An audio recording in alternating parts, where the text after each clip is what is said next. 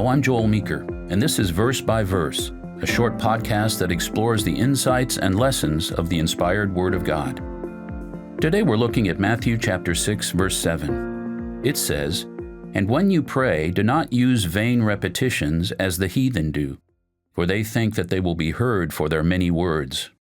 It's not uncommon for human beings to think that quantity is more important than quality. In this passage, Jesus says that in the context of our communication with God, that is not so. Repeating stock memorized prayers is of no value to God.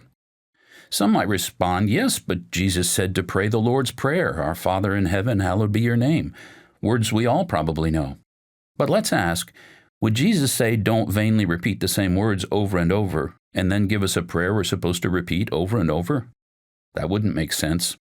Matthew chapter 6, verse 8 says, "In this manner, therefore, pray."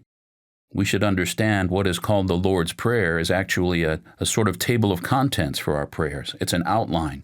Each line is a general heading for the elements of our prayers to God. Our Father in heaven. We remember that God is in heaven in all His might, and we are on earth, small, weak elements of the creation. We can pray about that in detail. Hallowed be your name. We give praise and honor to God for His protection and goodness. We can pray about that in detail. Your kingdom come. We ask God to hasten the day when His kingdom will be established on the earth, when all people will know Him, when war and poverty and sickness will disappear. We can pray about that in detail. And so on, with all 5 verses of this prayer outline. Far from vain repetition, these verses give a structure to prayers that should be extemporaneous, issue from our hearts and minds. Our Father wants heartfelt communication from His children. I've lived in the Far East. There, some temples have what are called prayer wheels, hollow metal cylinders with prayers or mantras inscribed on the outside and written on paper on the inside.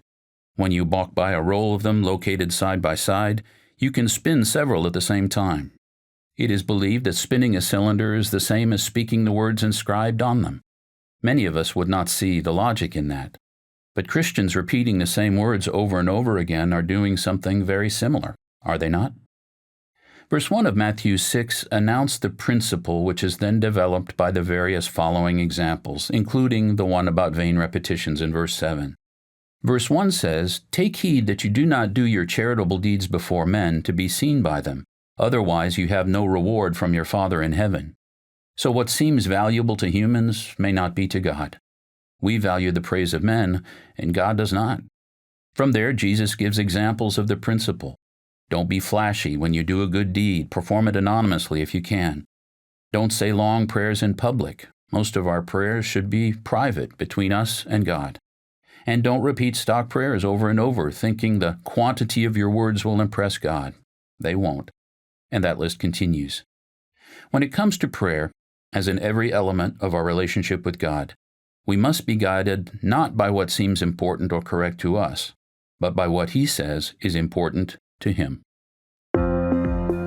Verse by Verse is a companion podcast to the Daily Bible Verse blog, which you can find on the Life, Hope, and Truth Learning Center. Check out the show notes for more.